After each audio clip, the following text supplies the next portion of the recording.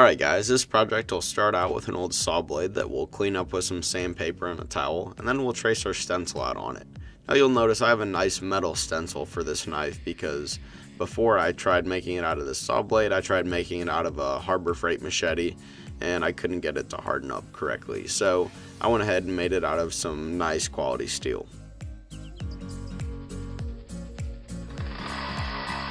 By the way, those birds are part of the music, but after I cut out the knife from the saw blade, I clean up the profile with my belt grinder, and I'm using a 40 grit belt now. I'm also knocking off the burrs so it won't catch on my skin or anything like that.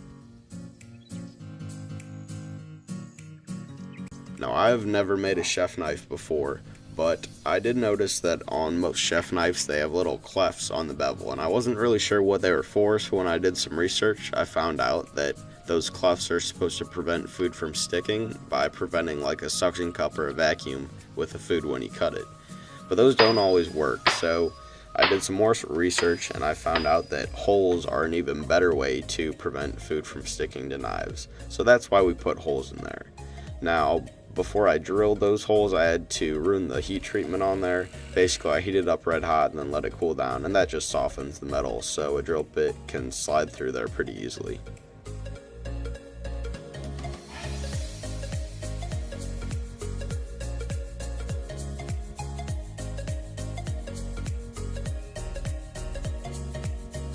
Now before I moved on to grinding the bevels, I cleaned up this little finger notch in there with a Dremel tool, and that way, once again, I'd knock all the burrs off there and get it nice and smooth. Now, this metal was extremely thin, probably about a 1/16 of an inch thick, and I'd never ground a bevel on a knife that small before, so it was a lot of trial and error. I didn't have to worry about a plunge line, but the knife was pretty much parallel with the belt at the time. So I finally got the bevel down to where I wanted it, and I decided to hand sand it because this saw blade was very rusty and I wanted to get a lot of that oxidation off. Now we're here at the forge. I'm going to go ahead and heat the blade up until it's red hot and quench it in some oil. Once again, that will harden the blade, but at this point it's too hard and it's actually brittle. So we'll temper it and that'll soften it up a little. I put it in a toaster oven at 400 degrees for an hour. However, that hour was a little bit too long.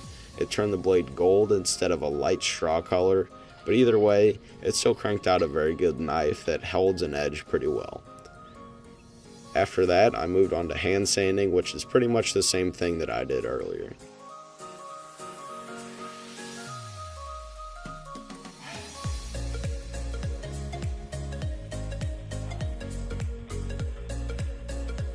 So a couple sheets of sandpaper later, I decided to try something a little new with this blade. I cleaned it off with some mineral spirits to get any oil off there, and then I squirted some mustard on the base, and then used a paintbrush to make it look kind of cool, almost like Damascus.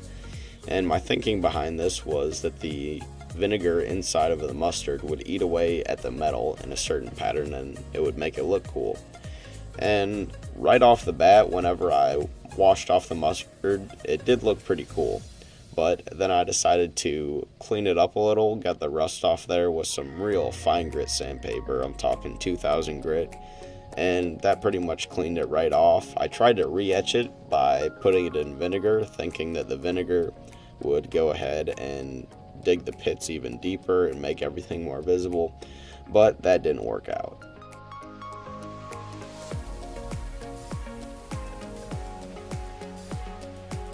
So while the blade was sitting in that vinegar, I used a little stencil that I cut out whenever I designed the knife to trace around and make two separate handles for this blade.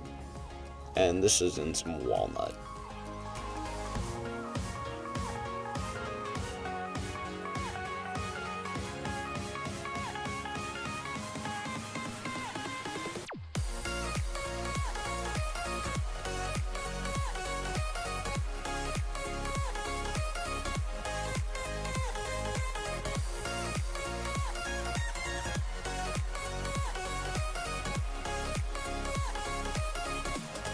So now that the handles are all nice and symmetrical, I use the parts that will be facing each other on some sandpaper, which is on top of a nice flat diamond stone.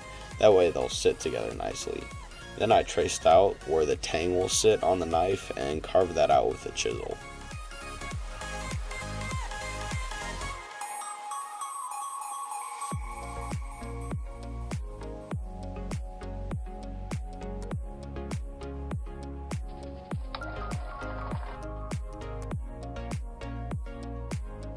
So after I drilled the hole in the tang in the knife, I held it up to the scale that had the indent in it, and then I drilled through that. Then I matched up both sides of the scales together and drilled the final hole through that.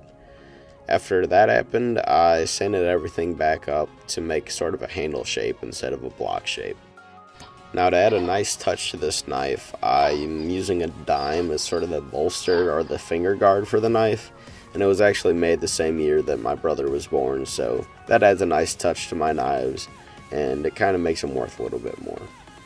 Now we'll head into the glue up. I'm using some wood glue on the scales, and then some epoxy where the blade meets the scales, and our brass pin.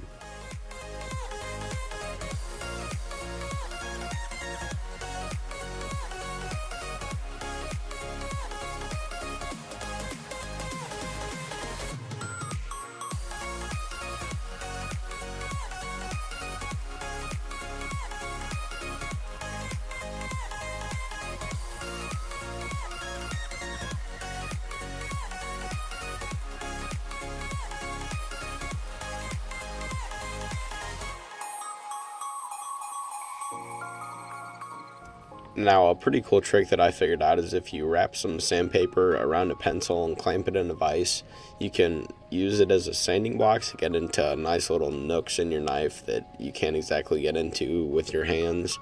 And I'm using this to sand with the grain instead of against it. That's what the shoe shine method was for. But the shoe shine method leaves some scratch marks that we don't want.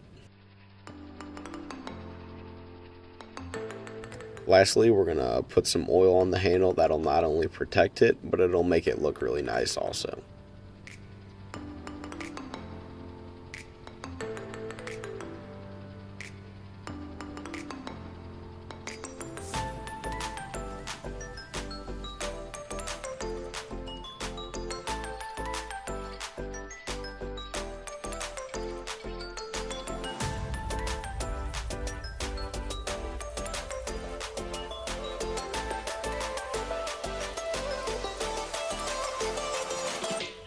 So once again, thank you guys for watching. I'm sorry about the quality of the video, but feel free to subscribe if you like this sort of video, and I'll see you in my next one.